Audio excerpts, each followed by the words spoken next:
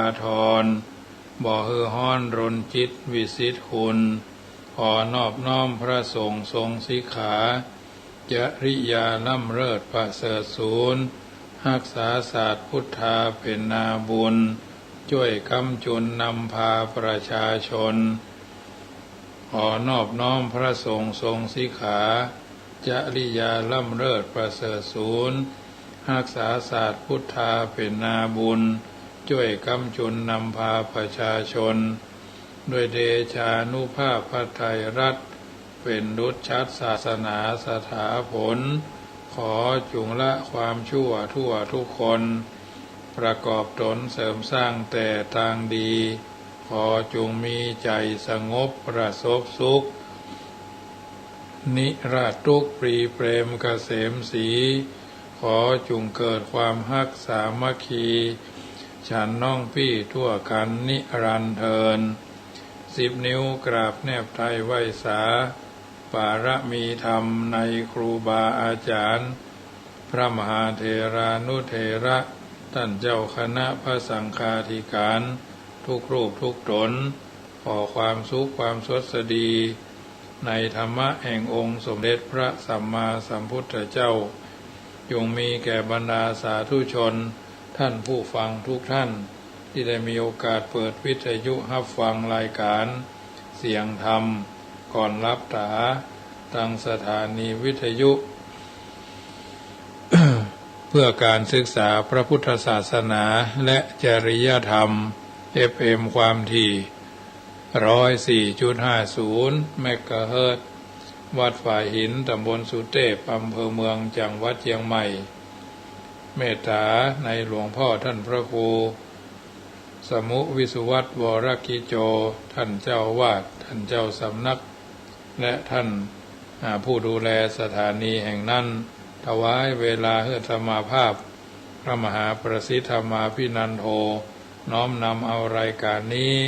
มาอุเอิญเจริญปอนมาเป็นปฏิพรกับบรรดาท่านสาธุชนผู้ใจบุญทุกท่านเมื่อปะกันแล้วบ่ฮือแคล้วเสียยังเวลาจะได้นำปาญาติโยมกราบพระไหว้พระสมาทานแก้ว5โกฏหากเป็นลำดับไปเนอกราบ1กราบ2กราบ3กราบ4กราบ5อะระหังสัมมาสัมพุทโธภควาพุทธังภควันตังอภิวาเดมิกราบสวากขาโตภควตาธัมโมธัมมังนามัสสามิกราบสุปฏิปันโนภควโตสาวกสังโฆสังฆังนามามิกราบมาตาปิตุคุณังอหังวันตามิกราบคุณูปการีวันตามิกราบพระพุทธอย่าไปสะดุดทองคำกราบพระธรรมอย่าไปถูกใบลานกราบพระสงฆ์อย่าไปหลงลูกเจ้าบ้านต่อไปก็ตั้งอกตั้งใจสมาทานแก้ว5โกฏหากเป็นลำดับไปเนอโยพุทโธอันว่าพระพุทธเจ้าตนใดโลกุตตโมตนผาเสริฐอุดมกว่าหมู่สัตวโลกอนันตัญญาโนอันมีญาณปัญญาหาที่สุดบ่ใดนะสันนิสิโนนังอยู่แล้วดีนักบ่หวั่นไหวแต่พยามารวระโพธิมูเลนั่งเนื้อแท่นแก้วแทบไกลเก้าไม้มหาโพตนพาเสริฐพหติวิจัยโยพระจนแพ้สงคราม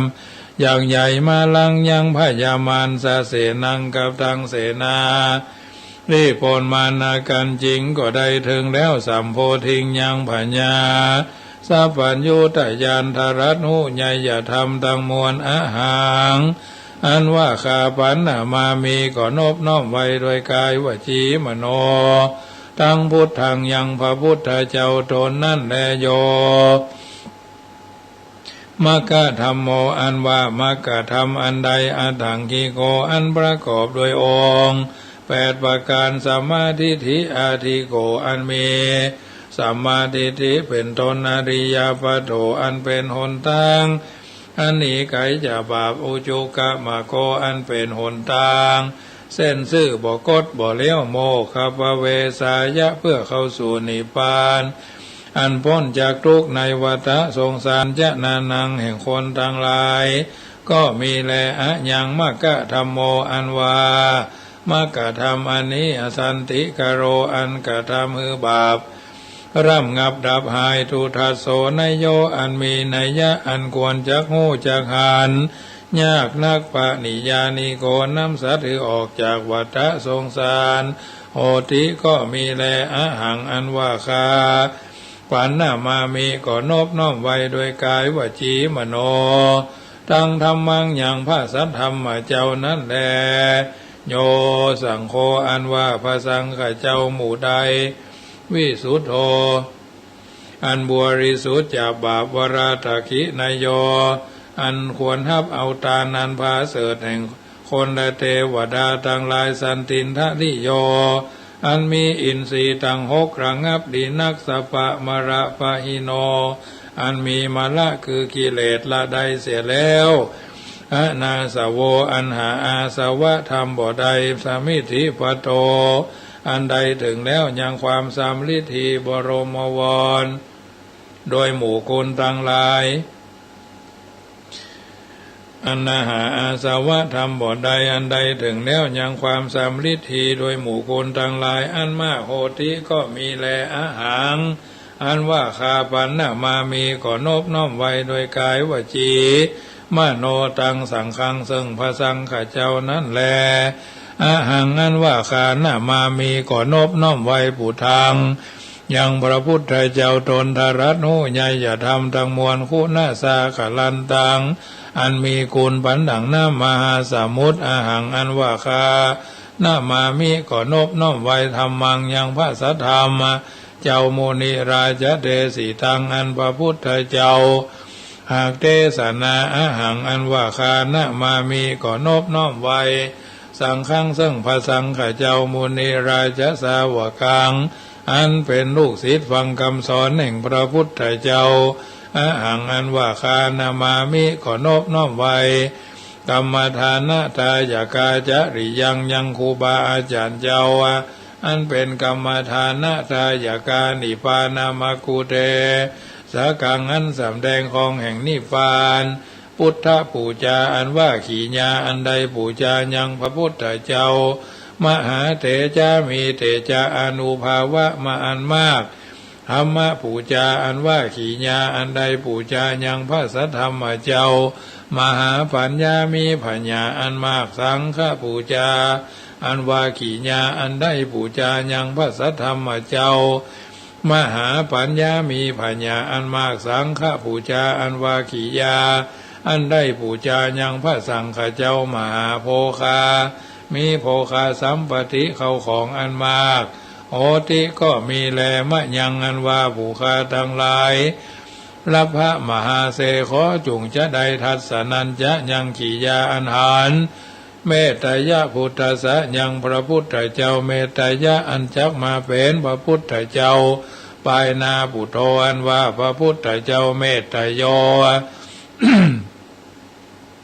ตนชื่อเมตตายะเทวปูจิโตอันคนและเทวดาทั้งหลายหากปูจาอนุปัชชโตบ่เกิดมาเตื้อญาวะตราบใดเมื่ออย่างอันว่าผู้ฆ่าทั้งหลายสังสารันโตปิแม่นทวนเตียวไปมาคือตายแล้วเกิดเอากำเนิดหลายที่สังสะเลในวัฏสงสารมกามามหาเสขอจุงจะได้ถึงคือว่าขออย่าได้เกิดอบายเยในอบายทุกติคือนรกเป็นเปรตเป็นสัตว์เดรัจฉานยาวะตราบใดอิมินาทุปะบูปาราจาการวะกัมเมนะโดยกรรมอันใดปูจาการวะโดยธูปโดยเทียนเข้าตอกดอกไม้อันนาโดยตอกดอกไม้อันนี้เธอนิพพานปัจเจโยหอจุงเป็นปัจจัยกัมโจหือได้นิพพานโหตุจุงมีโนแก่ผู้ฆ่าทั้งหลายเที่ยงแท้แด่เธอนะโมตัสสะภะคะวะโตอะระหะโตสัมมาสัมพุทธัสสะ นะโมตัสสะภะคะวะโตอะระหะโตสัมมาสัมพุทธัสสะนะโมตัสสะภะคะวะโตอะระหะโตสัมมาสัมพุทธัสสะพุทธังสรณังกัจฉามิธัมมังสรณังกัจฉามิสังฆังสรณังกัจฉามิทุติยัมปิพุทธังสรณังกัจฉามิทุติยัมปิธัมมังสรณังกัจฉามิทุติยัมปิสังฆังสรณังกัจฉามิตติยัมปิพุทธัง สรณังกัจฉามิตติยัมปิธัมมังสรณังกัจฉามิตติยัมปิสังฆังสรณังกัจฉามิสรณะกัมมนังพุทโธสัพพัญโยทญาโนธัมโมโรกุตโรนาวาสังโฆมะคะภรโตจาอิเจตังรัตนะทยังเอตัสสะอนุภาเวนะสัพพะอันตรายโย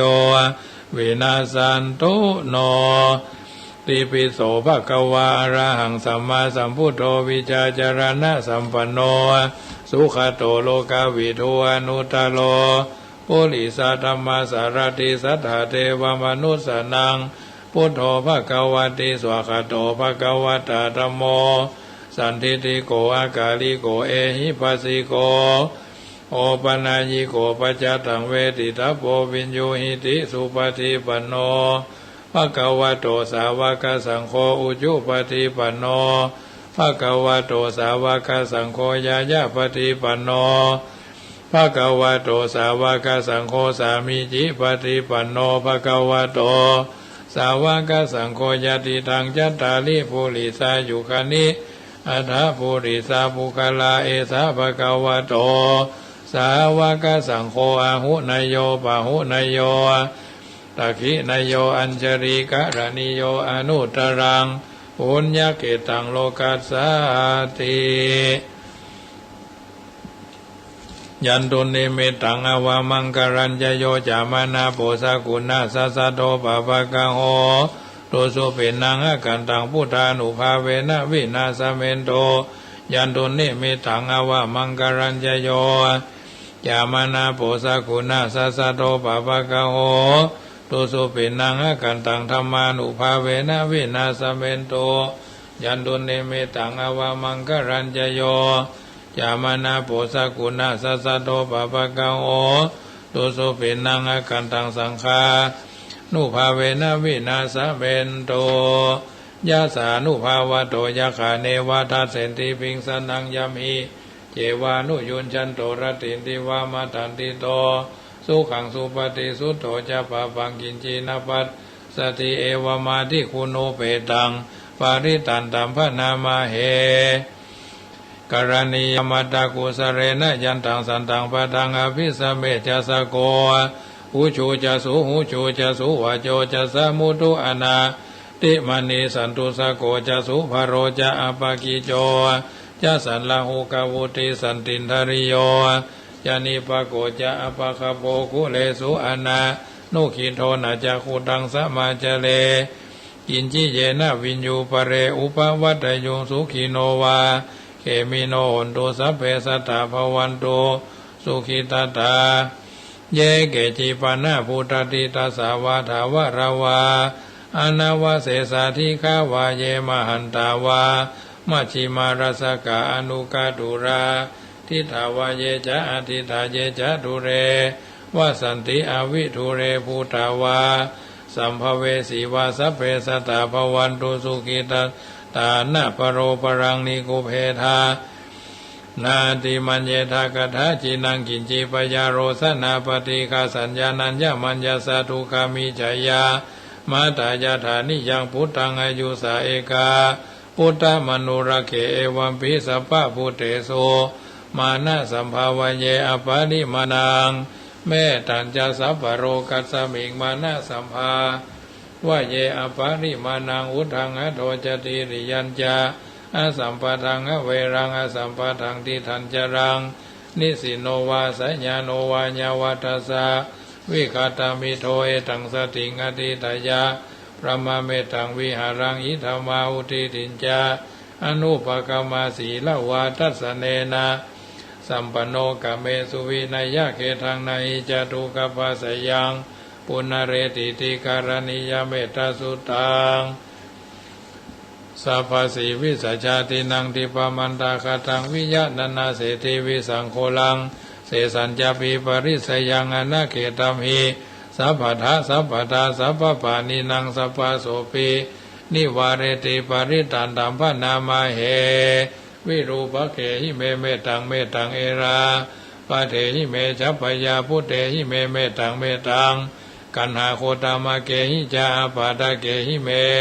เมตังเมตังทิปาตะเกหิเมจตุปเต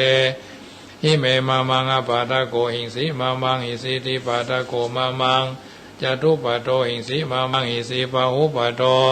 สัพเพสัตตาสัพเพปนาสัพเพพุทธาจเกวราสัพเพพัตตารานิปัสสันโตมากินจีปะปะมาฆมาอภามโนพุทโธอภามโนธัมโมอภามโนสังโฆ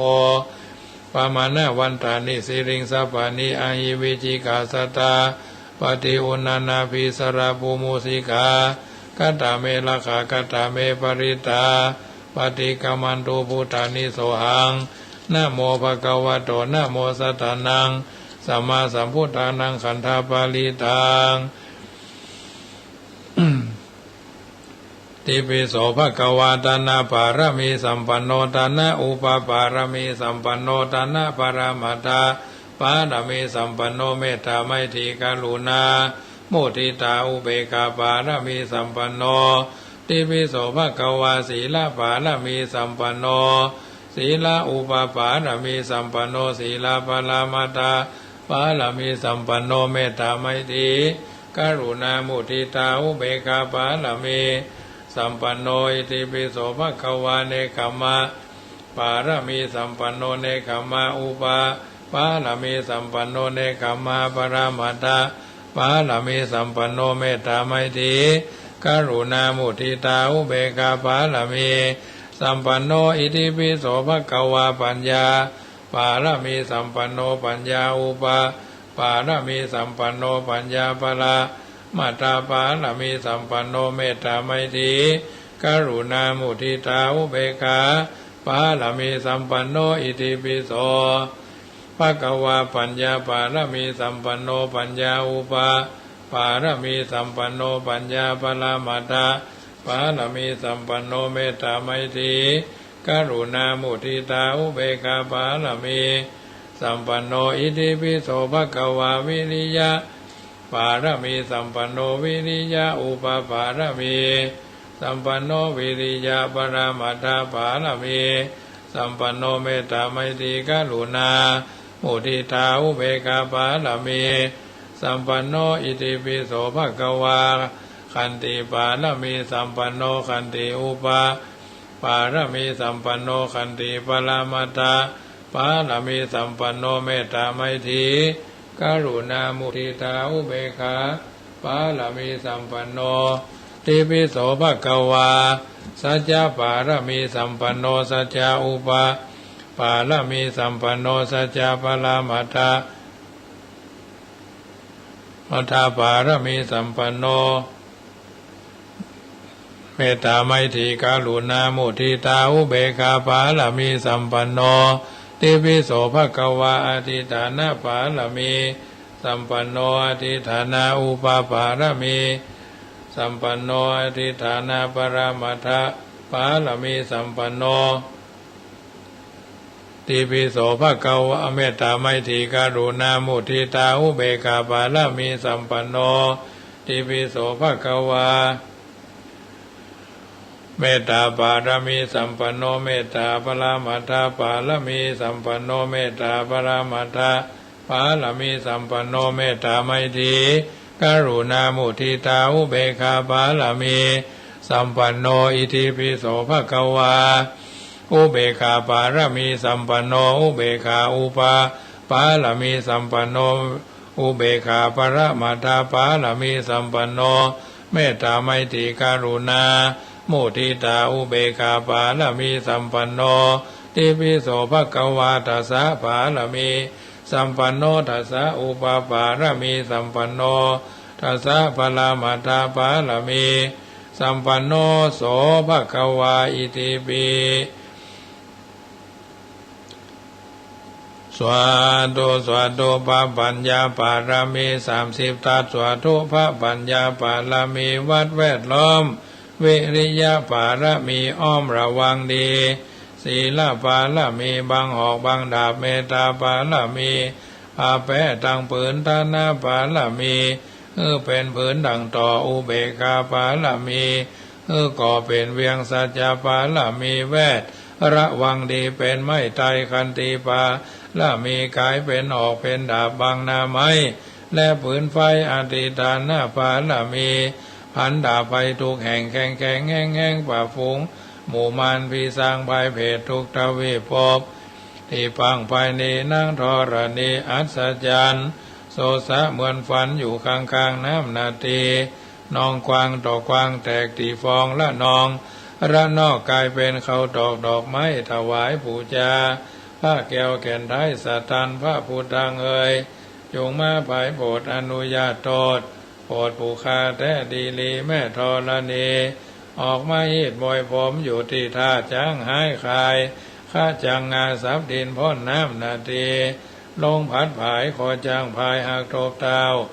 พระยามานห้องเอาปูนขัวกับยอมือคืนตูนหัวใส่เกาผู้คานีเราได้จือว่าลูกศิษย์พระพุทธเจ้าผู้มีบุญสมปานอันมากหนักพระพุทธเจ้าจึงตั้งพระปัญญาปาละมีไว้เกาจันตั้งไว้ตั้งนาก็ได้เกาจันตั้งไว้ตั้งหลังก็ได้เกาจันตั้งแต่หัวแผ่วตีนก็ได้เกาจันตั้งแต่ตีนแผ่วหัวก็ได้เกาจันแสนวาลูกผืนจักมาเสมอเหมือนปนแสนหาก็บ่มีมาจากใครใดข้าพระเจ้าเลยได้ชื่อว่าพุทธคุณังธรรมคุณังสังฆคุณังพุทธอินตาธรรมอินตาสังฆอินตาอัสสหับแม่ธรณีผู้อยู่เหนือน้ำผู้อยู่ก้ำแผ่นดินกันข้าได้ระลึกคือถึงหาคุณพ่อคุณแม่คุณครูบาอาจารย์คุณพระแก้วเจ้าทั้ง3ประการคือคุณพระพุทธคุณพระธรรมคุณพระสงฆ์คุณพระพุทธคุณพระธรรมคุณพระสงฆ์คุณพ่อคุณแม่คุณครูบาอาจารย์คุณศีลคุณทานคุณภาวนาข้าพระเจ้าผู้อยู่เย็นเป็นทุกข์อายุมันขอนยืนจุยั่งทุกประการนั้นจงจักมีเที่ยงแท้ดีลีแด่เตอสวาธุอิติปิโสภะคะวามือข้าพระเจ้ามี10 นิ้วตั้งวางคิ้วกายเกษาข้าพระเจ้าขออังคาราธนาไว้สากับพ่อกับคุณพ่อมี21คุณแม่มี12คุณแม่โพศพมี39คุณพระพุทธเจ้ามี56คุณพระสัทธรรมมาเจ้ามี38คุณพระสังฆเจ้ามี14คุณพระอริยะมี10ทัศคุณมัคคกรรมฐาน8คุณนางกงกามี12แม่ธรณีมี21คุณไฟ6คุณลม7คุณอากาศ4คุณอัคขระ5คุณอัคขระ33คุณอัศวาสคุณปัสสาวาสคุณนิสวาสคุณแก้วเจ้าทั้ง3ประการคือคุณศีล5ศีล8ศีล10ศีล221ศีล311คุณพระปัญญาสาวดาสักกิตากาอามักกาสีภละสีนิพพาน1เป็นเกาล้วนเขาลบเกาคุณศีลละปาละมีคุณตาหน้าปาละมีคุณพระกาถาบาลีและเลขมนต์กาถาคุณตะกุดปินสนุพิสมรทั้งหลายทั้งภายในและภายนอกคุณพระฤาษีนาลายคุณพระฤาษีนาไฟคุณพระฤาษีบรรลัยยาโกฏคุณพระฤาษีหนุมานคุณพระฤาษี208ตนอันทงศีลอันทรงศีลทรงธรรมข้าพระเจ้าขออาราธนาอยู่ในเกล้าเกศาข้าพระเจ้าจักกระทำสิ่งใดดีคือเป็นสัมมาปฏิบัติวัฏจริยาฮือสำเร็จฮือสำฤทธิ์อย่าได้ติดอย่าได้คัดเหมือนดังพุทธมงคลคาถาว่าพุทธังปสิทธิเมธัมมังปสิทธิเมสังฆังปสิทธิเมปสิทธิเมสิทธิกิจจังสิทธิธัมมังสิทธิสังฆังสิทธินะโมนามามิหังปสิทธิเมเอาละญาติโยมท่านสาธุชนคนดีทุกคนทุกท่านจุอย่าน้อยใจยิงได้ยินได้ฟังการสังวาสสวดที่ยายพุทธคุณธรรมคุณประจำค่ำคืนของวันนี้ เนื่องด้วยวันนี้เป็นวันแรงงานแห่งชาติในทางพระพุทธศาสนาท่านตรัสเอาไว้ว่าการงานไม่อากูลไม่ข้างค้างอนากูราจะกรรมันตาเนาะการงานบ่ข้างค้างอากูลคืออย่างใดการครองเรือนการครองชีวิตตามปกติแล้วเราจะพบจะปะความต่อเนื่องในการครองในปัจจุบันมักจะใช้คำว่ามีหลักในการครองตนครองคนครองงานครองเรือนครองรักและครองสุขการงานจึงเป็นงานสำคัญในการครองเรือนงานที่เน้นในที่นี้ก็คือภารกิจหน้าที่อาชีพการงานที่ตนจะต้องมีหน้าที่รับจัดรับทำด้วยความรับผิดชอบอย่ารับแต่ชอบรับผิดด้วยนะต่อการงานเท่านั้นปัญหาใหญ่หลวงในการทำงานของคนเฮาตามปกติแล้วแต่ละคนนั้นล้วนอยากจะได้อยากจะมีอยากจะเป็นอันแรงผลักดันของความโลภอันแรงผลักดันของความอยากอันแรงขับดันของความหลงแต่ในขณะเดียวกันเฮาก็ลืมไปว่าสิ่งที่เฮาอยากทั้งหมดทั้งสิ้นนั่นน่ะเป็นผลถ้าจะคือเกิดผลขึ้นตามที่เฮาต้องการแล้วเฮาจะต้องทำงานหนักและการทำงานนั้นจะต้องทำกันตลอดชีวิตอาจจะอู้ได้ว่างานคือชีวิตชีวิตคืองานอันจะเป็นสิ่งที่บันดาลให้เกิดความสุขลดละความทุกข์ลงไปแต่ครับมีปัญหาในการงานที่สำคัญแต่ละคนนั้นฮักตัวถนอมตัว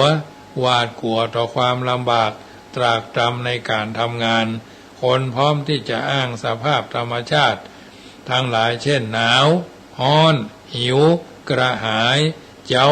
ขวายเตี้ยงบ่ายแรงเจ็บหัวปวดท้องรถติดเบาหวานเป็นต้นแล้วใจเหตุผลตนบ่ต้องทำงานชีวิตคนส่วนมากจึงมีการงานที่ยังบ่ได้ทำค้างไว้พ่องนักพ่องน้อยพ่องจนกลายเป็นปัญหาอุปสรรคนำไปสู่ความบ่เรียบร้อยของการงานเกิดภาวะเดินดินพอกหางหมูร้ายยิ่งไปกว่านั้นคนบางคนใช้วิธีโยนกลองคือโยนความผิดพลาดบกพร่องให้คนอื่นแม้ภายในครอบครัวของตนเองการทำงานนั้นเป็นธุระหน้าที่ของตัวตนที่สรุปรวมเป็นอาชีพเป็นหลักการปฏิบัติระดับศีลคือสัมมาอาชีวะที่การงานนั้นจะต้องอยู่ในกรอบของกฎหมายศีลธรรมจรรยามารยาทที่พระพุทธเจ้าทรงแสดงว่าเป็นเหตุให้เกิดความสุขที่สืบเนื่องมาจากการทำงานที่ปราศจากโทษ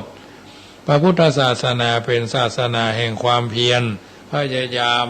ผลทุกอย่างต้องเกิดขึ้นมาจากการสร้างเหตุเพื่อให้เกิดผลตามที่ตนต้องการโดยความเพียรพยายามอย่างต่อเนื่องและมีความเฉลียวฉลาดรู้เท่าเอาไว้การรู้ทันเอาไว้แก้ทุกขั้นตอนของการทำงานพระพุทธเจ้าทรงปรารภและทรงแสดงเรื่องนี้ไว้เป็นอันนักเช่นมีความอุตสาหะพยายามมีสติมีการทำงานที่สะอาดเรียบร้อยมีปัญญาใคร่ครวญพินิจพิจารณาทุกขั้นตอนของการทำงานมีความสำรวมระวังเลี้ยงชีวิตตามหลักธรรมและที่สำคัญต้องมีความไม่ประมาทและการทำงานที่บ่ได้เกิดความเกิดความข้างค้างมักหมมสะสมปัญหาต้องทำงานด้วยพื้นฐานดังกล่าวจึงจะบรรลุวัตถุประสงค์และเป้าหมายแต่ในขณะการทำงานนั้นต้องมีความต่อเนื่องในการใช้ความพยายามอย่างฉลาดด้วยคือการทำงานที่ต้องรับผิดชอบในขณะนั้นสำเร็จลุล่วงไปด้วยดี2ทำการงานที่อาจจะมีแทรกซ้อนเข้ามาในบางโอกาสสำเร็จลงด้วยความเรียบร้อยตามสมควรแก่เวลา3ต้องทำงานนั้นด้วยความหมั่นขยันเอาแต่มีความอดทนอดกลั้นพยายามอันเป็นหลักการในการทำงานที่สรุปรวมเป็นความรอบรู้ ทำงานได้อย่างรวดเร็วและสำเร็จลงด้วยความเรียบร้อยเมื่อเป็นเช่นนี้แล้วการงานที่เรารับผิดชอบอยู่ก็จะสำเร็จลงด้วยความเรียบร้อยตามสมควรแต่กรณีที่สืบเนื่องมาจากการทำงานได้ทำงานดีทำงานเป็นและทำงานอย่างต่อเนื่องและเป็นงานไม่ใช่งานเป็นงานเหมือนกับหู้การและกับหู้งานอันเป็นหลักสำคัญในการประกอบอาชีพของทุกคนที่มีคุณวุฒิคือการศึกษาแล้วเอาคุณวุฒิต้องทำให้มีคุณภาพก็คือแจกแจงแยกแยะเอาจบอย่างมาเล่าทหารก็ตำรวจก็หมอก็แพทย์ก็ช่างอย่างช่างสีช่างเล็กช่างก่อสร้างช่างเสื่อมช่างอย่างอิเล็กทรอนิกส์แล้วแต่สาขาต่างๆเอางานเหล่านั้นมาเสาะว่าหากินมาเลี้ยงชีวิตเลี้ยงตัวเองตัวมีเมียก็เลี้ยงเมียมีผัวก็เลี้ยงผัวมีลูกก็เลี้ยงลูกมีพ่อมีแม่ก็เลี้ยงพ่อเลี้ยงแม่พ่อแม่ว่ามีเสาะหาบ่มาเสาะฮือแล้วจบการศึกษามาอยู่อย่างบ่ได้บางคนนี่เอาความหูท่วมหัวเอาตัวบ่รอดจมปักนักดานอยู่ในดังเก่าเพราะฉะนั้นเอาความหูไปใช้ในทางเสียหายก่อนจะทำความชั่วทั้งหลายก็นึกถึงหัวอกหัวพ่อหัวอกแม่ว่าพ่อแม่อ้อมป้ออ้อมปอยส่งเสียมาเฮียนจนเป็นคนมีศักดิ์มีสีมีหน้าที่การงานเนาะพ้นจากสุมาเตะมาเลียก้นพอบัดถึงแล้วเนี่ยก็ยังว่ามีความละอายเตื้อว่าพ่อแม่เสาะหาเสาะฮือส่งหำส่งเฮียนไปขอตัง500พ่อก็จกฮือแม่ก็จกฮือขอตัง1,000พ่อก็จกฮือแม่ก็จกฮือขอตัง10,000 20,000 30,000เป็นแสนพ่อก็เสาะฮือแม่ก็เสาะฮือได้ทีพ่อแม่ขอเนี่ยแทบจะไปไหว้ไปสาไปสักการะบูชาเอาก็มีเยอะแยะมีงานแทนที่จะเจียดนะเงินเดือน10,000 20,000 30,000เนาะขึ้นไปตามลำดับแทนที่จะเจียดคือพ่อเหี่ย10,000แม่เหี่ย10,000เนาะพ่อเหี่ย5,000แม่เหี่ย5,000พ่อแม่ก็บ่ได้เรียกร้องเราต้องตั้งสัญญาต่อพ่อต่อแม่กะว่าเขาจะช่วยพ่อช่วยแม่กันเดือนเท่าใดลูกมีกี่คนล่ะพ่อไอ้เก้าเงินเดือนเท่าใดไอ้2คนทำงานเงินเท่าใดได้น้อยก็ฮื้อน้อยได้นักก็ฮื้อนักแต่ขอให้ได้ทุกเดือนดีนะรัฐบาลเพิ่นหันความสำคัญของพ่อของแม่ว่าความเป็นพ่อคนแม่คนนะอายุ60เพิ่นก็ฮื้อ600ถ้าพ่อกับแม่60ก็ได้คน600ก็1,200ถ้าลูกเต้าเราหลานบ่ช่วยส่งช่วยเสียเพิ่นก็จะกินเงินเดือน1,200 2คนซื้อข้าวซื้อปลากะปิน้ำปลาเนาะเครื่องปรุงอาหารสเปดอยู่ใน500-600นั่นน่ะบางเทื่อเพิ่นไปเซาะงานเซาะการต่อแถมไปรับจ้างรับแจ้งที่หั่นที่นี่ตัดหอมกะแกะหอมกะแกะบะลำไยไกน่ะอย่างพี่น้องทางเวียงหนองพี่น้องทางบ้านโฮงเนาะแม่สุแก้วบ้านศรีลาพรเพิ่นก็มัดหอมแหมยะอันนี้เป็นเรื่องที่เราทำได้โยมแม่ทั้งหลายกล้าขายพี่น้องทางหานแก้วหางดงเพิ่นก็เพิ่นฮ้อว่าห่อถั่วเน่าเมื่อขายเนาะอันนี้เพิ่นก็ทำงานเสริมสร้างจนเอวพอบ่เสื้อจะพบเจ็บหลังเจ็บเอวเนาะอันนี้เป็นต้นญาติโยมเฮาฮู้เฮาหันก็เอามาเปิดของความคือมันง่ายกำจายผ่ายไปเนื่องในโอกาสวันนี้เป็นวันแรงงานโยมนากาแฟก็ไปขายกาแฟเนาะยืนวันค่ำหลังพอเจ็บหลังเจ็บเอวเนาะบางคนเพิ่นก็ทำงานโดยเป็นเอางานเป็นเพื่อนเอาเพื่อนเป็นงานสำราญใจเนาะเสาร์อาทิตย์ก็หยุดพักผ่อนบ่ได้หยุดออกไปกินไปตานเหนือใต้อันเนี้ยก็เพราะว่าท่านมีวิจารณญาณในความเป็นผู้นำบางเตื้อบางคนพ่อบ้านนี่บ่ฮือก็บอกว่าเอาหนังว่องดีดหนังตาก็แทบจะบรรลุแล้วกันนะบางเตื้อนะเกินไปนะบางครั้งนะบางเตื้อบางครั้งก็เกินพอดีเนาะบางคนบางท่านมันก็เป็นย่านได้น่ะฉะนั้นการทำงานได้ทำงานดีทำงานจ้างหรือทำงานเป็นนายของงานไม่ใช่งานเป็นนายเฮาเนาะแทนที่จะฮื้องานเป็นนายเฮา จากมงคลที่กล่าวมาเนี้ยถือว่าการศึกษาสดับรับฟังความเฉลียวฉลาดและมีวินัย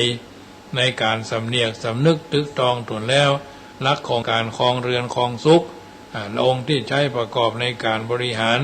จัดการก็จะเป็นมงคลกับตัวกับตนอนาคุราจะกับมันตาการทำงานบะข้างอากูลเป็นมงคลกับตัวกับตนทีนี้ก็มาถึงความเป็นพระเจ้าพระสงฆ์โดยเฉพาะความเป็นเจ้าอาวาสหน้าที่เจ้าอาวาสก็คืองานนั่นแหละก็คือการงานสำรวจตรวจสอบเฮาแล้วว่าปีใหม่ปีนี้มาถึงปีใหม่ปีก่อนมาถึงปีนี้งานปกครองดูแลพระเนนเฮาขาดอันใดเฮาเหลืออันใดเฮาเกินอันใดก็งานการศึกษาอบรมพระอบรมเนนส่งตุส่งพระคือเป็นคนมีระเบียบวินัยจัดการศึกษา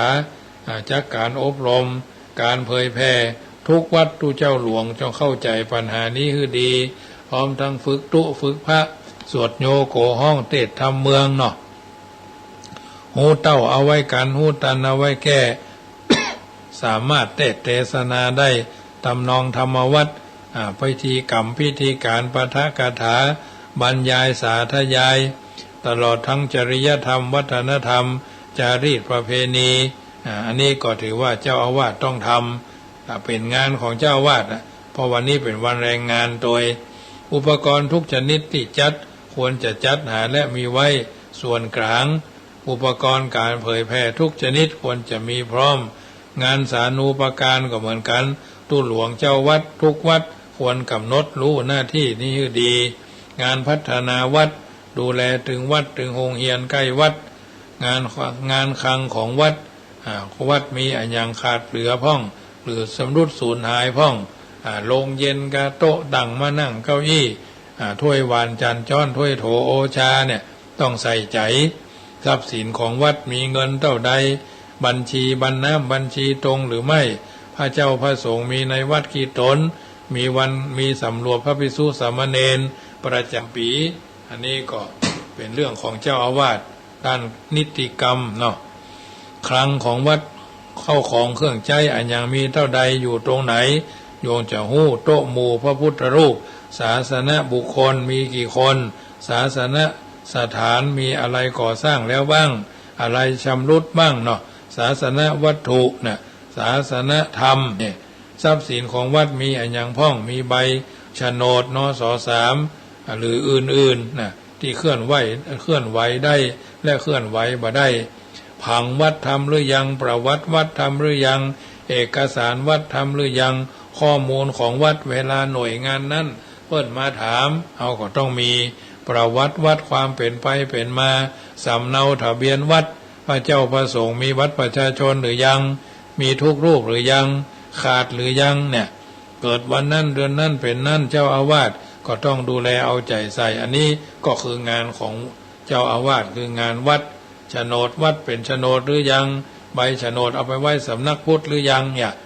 กำหนดผังบริเวณใหม่คือเหมาะกับสภาพที่วัดต้องสะอาดตลาดต้องแออัดเนี่ยอันเป็นเรื่องตายตัวอุปกรณ์การงานต้องมีพร้อมทุกประเภททุกชนิดทุกอย่างงานภาคภาวนาตู้หลวงสมภารต้องเข้าใจภาคภาวนาเพื่อยกฐานะจิตใจญาติโยมเปิดมาวันศีลวันพระ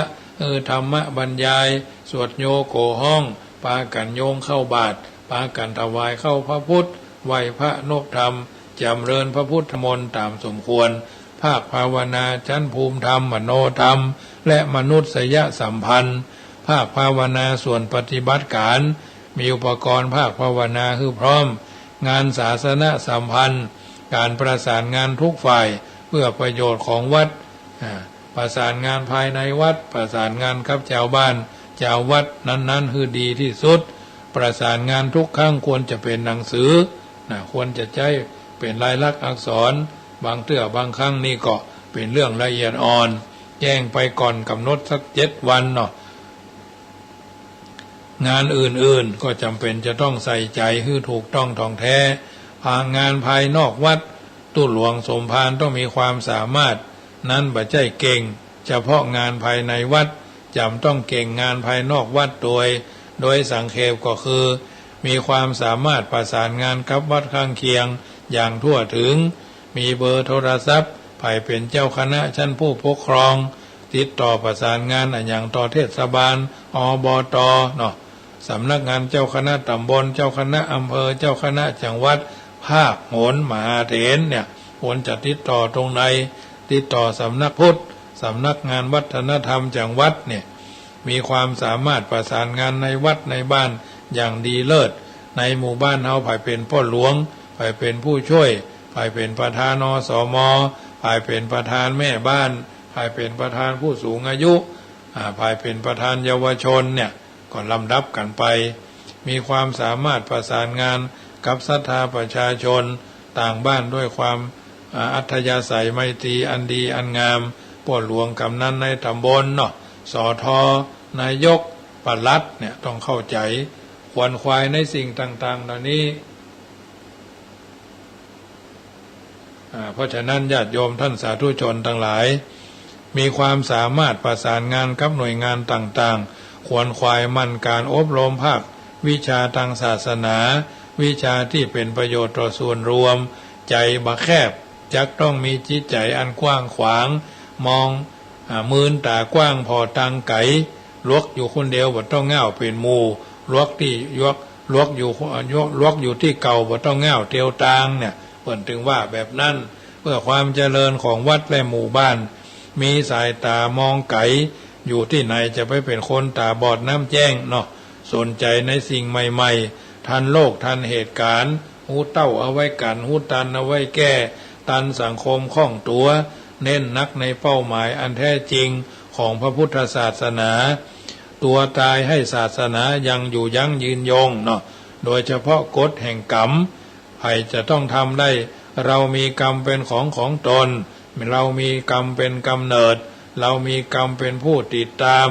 กรรมดีก็ตามกรรมชั่วก็ตามเราจะต้องได้รับผลของกรรมนั้นๆวันคืนล่วงไปบัดนี้เราทำอะไรอยู่นี่เพราะฉะนั้นญาติโยมท่านผู้ฟังทั้งหลายสร้างสังคมให้เกิดปัญญาจะไปสร้างสังคมให้เป็นปัญหามาเป็นตู้หลวงเจ้าวัดไม่ใช่ว่าเอาเงินวัดมาใจสู่ลุยสู่ไล่กินง่ายใจโอยกินง่ายใจเสี่ยงต้องหามาเพิ่มเอาออกมาใจได้เมื่อใจแล้วก็ต้องเอาไปคืนเปิ้นเพราะเงินวัดบ่เป็นเงินดอกมันเป็นดอกกำดอกเวนเนาะมันเป็นเงินที่จะต้องเปิ้นฮ้อว่าเงินเดือดนะบางทีบางครั้งไปเป็นไวยาวัจกรถูกต้องหรือไม่มีใบแต่งตั้งหรือยังเนี่ยต้องใส่ใจเดือนหนึ่งปีหนึ่งเปิ้นเก็บสตางค์อย่างพ่องเจ้าอาวาสนี่นะพระเจ้าพระสงฆ์ในตำบลเนนสามเณรเถรน้อยในตำบลหรือในอำเภอถึงแก่มรณภาพมรณกรรมอาพาธคือป่วยไข้ก็ไปยื้อไปใจไปเยี่ยมไปเยือนเนาะซึ่งกันและกันไฟไหม้น้ำท่วมก็ไปร่วมเปิ้นล้มหายตายจากก็ไปร่วมบำเพ็ญกุศลเอาไปเอามือระหว่างกันเพราะคนเฮาเกิดมาในเบื้องต้นแปรปรวนในท่ามกลางล้มหายตายจากในที่สุดเพราะฉะนั้นสร้างอย่าอยู่ไหนเพราะว่าน้ำเพชรที่ว่าใสๆต้องมีน้ำใจระหว่างกันมีปัญญาสะอาดสว่างสงบเว้นขาดเรื่องงมงายโง่งมเข้าใจเหตุการณ์สถานการณ์ของวัดนอกวัดในวัดและวัดรอบข้างในตำบลยุคบ้านเมืองปัจจุบันโลกวิวัฒนาการเปิดห้องว่ายกขยะข้อมูลปฏิกูลข่าวสารสิ่งต่างๆเหล่านี้เป็นเรื่องละเอียดอ่อนเพราะฉะนั้นสมภารตู้หลวงเจ้าวัดยุคปัจจุบัน1เก่งปฏิบัติ2เก่งปฏิปทาต้อนรับ3เก่งปฏิรูป4เก่งปฏิวัติตนตัวเป็นอันดับแรก5เก่งปฏิสันฐาน6เก่งปฏิคม7เก่งปฏิสังขรณ์8เก่งปฏิภาณ9เก่งปฏิการ10เก่งปฏิทินจำได้แม่นวันเดือนปีเกิดวันอดีตเจ้าอาวาสวันนั้นเวลาเปิ้นมาถามเวลาให้ข้อมูลเบื้องต้นเนี่ยเก่งไม่แสดงปฏิกิริยารู้รักษาอารมณ์ข่มใจต่อสังคม สมภารต้องระวังอย่าเป็นสมภารดีแต่พูดสมภารรอลิงต้องเป็นสมภารรอเรือนะสมภารนักเลงเบาใจใส่วัดก็จะทำให้เดือดร้อนฮ้อนใจข้อสังวรควรเป็นการเป็นสมภารคฤหัสถ์ก็ดีพระสงฆ์ก็ดีไม่ควรรับพระมาอยู่ก่อนที่จะมาตกลงกับเจ้าอาวาสแจ้งให้เจ้าอาวาสจะไปไหนมาไหนก็ควรจะถามเนาะไปลามาสู่ไปลามาไหวควรแจ้งเพื่อมันถูกต้องท่องแท้ฉะนั้นญาติโยมสาธุชนท่านผู้ฟังทั้งหลายเอาท่านทั้งหลายเป็นเจ้าบ้านก็มีหน้าที่ดูแลบ้านเป็นเจ้าวัดก็มีหน้าที่ดูแลวัดเป็นเจ้างานหัวหน้างานองค์กรหน่วยงานทุกกระทรวงทบวงกรมวันนี้เป็นวันแรงงานแห่งชาติเอาก็ใส่ใจสนใจ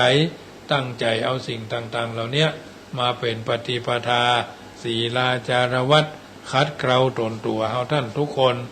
ดำรงตัวดำรงตนอยู่ในสังคมแห่งการอยู่ร่วมด้วยช่วยกันจึงจะเกิดประโยชน์แก่กันและกันเป็นลำดับไปรายการเสียงธรรมะก่อนรับตาประจำเมื่อค่ำยามแรงเมื่อค่ำยามคืนของวันนี้อาตมาภาพพระมหาประสิทธิ์ธรรมาภินันโทผู้เอิญเจริญพรบรรดาศรัทธาสาธุชนวันนี้ก็คงมีการถ่ายทอดคลื่น104และก็คลื่น96โดยกันไปท่านอาจารย์วัดดอยสุเทพไลน์มาว่าฮับลิงท่านอาจารย์9 ล้านก่อยหรอกเพราะฉะนั้นญาติโยมสาธุชนท่านผู้ฟังทั้งหลายเอาท่านทั้งหลายเดินทางชีวิตมีการดำเนินชีวิตบำเพ็ญสิ่งอันเป็นกุศล1ตานะปารมีด้วยการฮื้อในที่นี้เป็นผลดีทั้งผู้ให้และผู้รับ2บำเพ็ญศีลปารมีรักษากฎรักษาระเบียบรักษาวินัยบำเพ็ญปารมีในข้อที่เป็นการฝึกฝนตัวตนเอาท่านทั้งหลายคือเป็นคนดีเนกขัมมะปารมีถือบวชกายคือกายวาจาเรียบร้อยบวชใจก็คือใจสงบเยือกเย็นอย่างน้อยๆก็มีศีล5มนุษยธรรมตามที่เขาอยู่ในสังคมที่เขาจะทำได้มีปัญญาปารมีได้แก่การรู้จักพิจารณาแยกแยะอันยังดีก็ทำต่ออันยังบ่ดีก็ลดละเลิกวิริยะปารมีขยันอดทนอดเปรี้ยวกินหวานอดสารได้ซ่ามีความอุตสาหะภาคเพียรพยายามการทำงานบอกว่าจะเป็นงานหลวงงานเอกชนงานส่วนรวมก็ช่วยกันให้มันแล้วด้วยอุตสาหะวิริยะภาคเพียรไปตามลำดับขันติปารมีอดทนอดกั้นอดเปรี้ยวกินหวานอดสารได้ซ่า10อดเป็นเจ้าอด10เตื้อเป็นเจ้าอด9เตื้อเป็นพญาคนเฮารวมกันอยู่หมู่มากเป็นสังคมครอบครัวหมู่บ้านตำบลอำเภอจังหวัดอันนี้ขันติปารมีประการต่อมาสัจจะปารมีมีความจริงใจต่อกันมีความจริงจังต่อกันมีความจริงแท้ต่อกันผัวก็จริงใจจริงจังต่อเมียจริงแท้ต่อเมียก็มีความจริงใจจริงแจ้จริงจังจริงแท้ต่อผัวลูกบ่าวลูกสาวก็จริงใจจริงจังจริงแท้ต่อพ่อต่อแม่ก็มีความจริงใจจริงจังจริงแท้ต่อลูกบ่อคติบ่ลำเอียงบ่เลือกที่ฮักบ่มักที่จังมีน้อยก็กินน้อยมีกรรมก็กินคนกรรมเนาะมี100จ่าย100ก็หมด10มี100จ่าย10ก็เหลือหลายมี100จ่าย1,000ก็วอดวายรู้ใช้รู้จ่ายสบายสัจจะจริงสัจจังเวอมตาวาจาจริงเป็นสิ่งบัดหายต่อมาอธิฐานปารมีคือการตั้งใจจริงในการทำงานใดๆปลูกข้าวก็คือได้กินข้าวปลูกบะลำไยก็คือได้กินหน่วยกินผลปลูกบะม่วงก็คือขายได้ราคาดีปลูกลิ้นจีปลูกอื่นๆปลูกพืชก็หวังผลสร้างคนก็หวังได้เพิ่งพิงอาศัยการมีความตั้งใจจริงในการทำงานทำให้งานสำเร็จลุล่วงไปเกินหนึ่งเป็นต้นเมตตาปารมีก็คือพิจารณาให้ดีคือรู้จักสร้างมนุษยสัมพันธ์ที่ดีให้เกิดขึ้นครอบครัว หมู่บ้านตำบลอำเภอจังหวัดและอุเบกขาปารมีวางเฉยไม่ใช่เรื่องของตัวไม่ต้องไปควักขี้หูถามหาเปิ้นบอกจะไปกล่าวเปิ้นบอกเปล่าจะไปอวดดีจะไปอวดหูจะไปอวดดีเป็นสมบัติของคนโง่อวดโก้เป็นสมบัติของคนขี้ขลาดอวดฉลาดเป็นของสมบัติของคนไม่รู้จักตัวเองเป็นต้นญาติโยมสาธุชนท่านผู้ฟังทั้งหลายรายการเสียงธรรมะก่อนรับตาอาตมาภาพพระมหาประสิทธิ์ธรรมาภินันโทอธิการสมภารเจ้าวาดวัดจังกำผู้เอิญเจริญพรให้ญาติโยมได้ยินได้ฟังมาถึงช่วงสุดท้ายก่อนนำรายการจะทันไปในค่ำแรงของวันนี้กุศลเจตนาอันใดอันเป็นไปโดยชอบประกอบด้วยมโนสุจริตอันบ่ผิดเพี้ยนอันบ่ผิดพลาดเฮาท่านทั้งหลายวันนี้เป็นวันแรงงานส่วนรวมส่วนหมู่บ้านตำบลอำเภอจังหวัดครอบครัวการทำงานในหน้าที่ของตนให้ดีที่สุดเท่าที่จะทำได้รักษางานที่ตนมีอยู่ให้ดีให้มั่นคงให้ต่อเนื่องคนอื่นสามารถรับภาระต่อไปได้เข้ากับเพื่อนร่วมงานมีมนุษยสัมพันธ์กับเพื่อนร่วมงานดีไม่ต้องเด่นไม่ต้องดังเคารพผู้บังคับบัญชาบัทเลาะผู้ใต้บังคับบัญชาทำตนให้ลูกน้องเคารพนับถือริเริ่มปรับปรุงพัฒนางานระบบงานไปอย่างต่อเนื่องอันนี้ก็ถือว่าหลักอิทธิบาท4เมตตากรุณามุทิตาอุเบกขาหลักสัมมาอาชีพ8หลักการทำงานให้ไม่ข้างค้างอากูลในมงคล38ขยันหมั่นรักษาคบหาเพื่อนดีใจจ่ายอย่างมีฐานะสมกุลสมก้าที่เฮาท่านทั้งหลายเป็นพุทธศาสนิกชนมีพระพุทธเจ้าเป็นผู้นำมีพระสัทธรรมเป็นแผนที่มีพระอริยสงฆ์เป็นผู้ชี้ตัวเฮาคือแหล่งแห่งการทำดีและก็ทำชั่วดีชั่วอยู่ที่ตัวเฮาทำสูงต่ำอยู่ที่เฮาทำตัวค่ำแรงของวันนี้รายการเสียงธรรมก่อนรับตาอาตมาภาพเก้ากระผมพระมหาประสิทธิ์ธรรมาภินันโทวัดจังกำเวียงเวลุคามป่าซางเบอร์โทรศัพท์061-547-6539 ดำเนินรายการมาสมสมัยได้เวลา